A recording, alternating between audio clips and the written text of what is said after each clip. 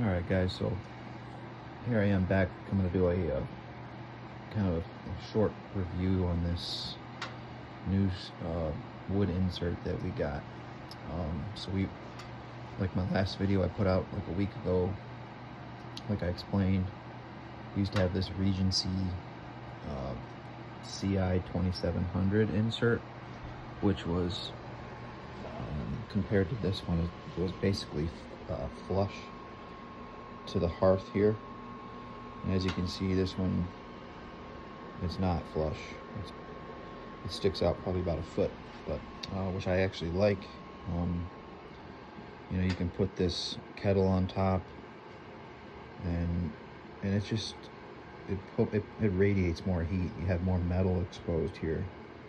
All that steel up there, or cast iron. I'm not sure which it is, to be honest, but it just radiates tons of heat. So far we've had this now for about 2 weeks. It's crept into the 30s a little bit at night here, a couple nights, but it's still not super cold like it's gonna be here in the next couple months. But this thing is it's probably twice as powerful as our last stove. We have to open windows, like we have to crack windows when this thing's running right now, because if it's in the 40s or 50s, you kind of need something to heat a little bit. But when you run this, you got to open some windows or you'll get too hot. So I guess that's a good problem to have. My last stove, the Regency, I think we were overworking it. It just needed, you needed to really just rip it to heat our house. Our house is probably about 2,500 square feet of area that we're looking to heat in our upstairs, first and second floor. So it's not small. So you need some this. I think this is. I mean, we looked at the different options. We don't have a very big cutout here where a fireplace is, so we were kind of confined to, only certain options that would fit it. Well, this works because a lot of the firebox is outside of the hearth here. Since it sticks out. So this actually has a bigger firebox than the last, the Regency stove that we just got rid of. So this is a 3 cubic foot firebox. The Regency was a 2.6, I believe. And this one is supposed to heat 2,000 to 3,000 square feet. I think it says 1,000 BTUs.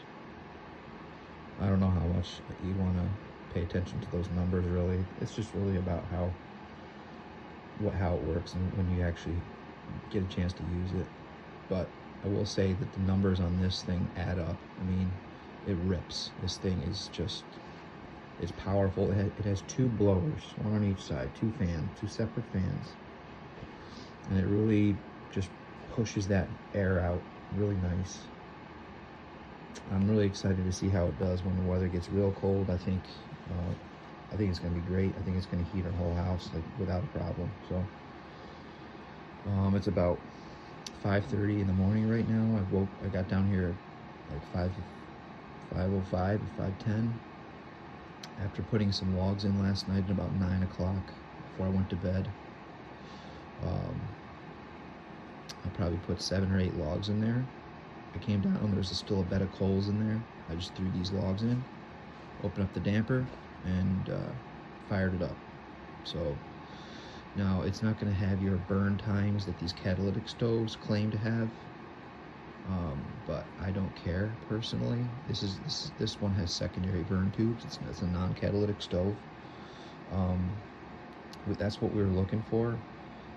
I know people love the catalytic stoves, and I can understand it. I get it. Me, I wanted something more simple. My wife's using this a lot. Other people might be using this a lot, and I just don't really feel like having to try to explain all the stuff like, okay, you gotta wait till it gets to a certain temperature to engage the catalyst.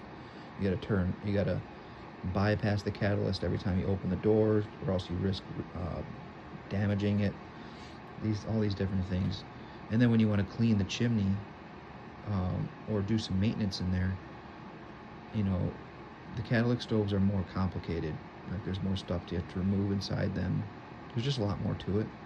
To me, this is just, I love the simplicity of it. You just open it up. There's 4 burn tubes up top, and you can see them right there. You just take those out and take the piece of fiberboard that's above them, and boom, you have access to your chimney. So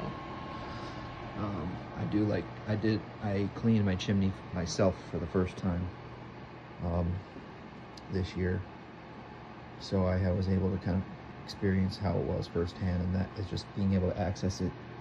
It's just easier, is just pretty important. So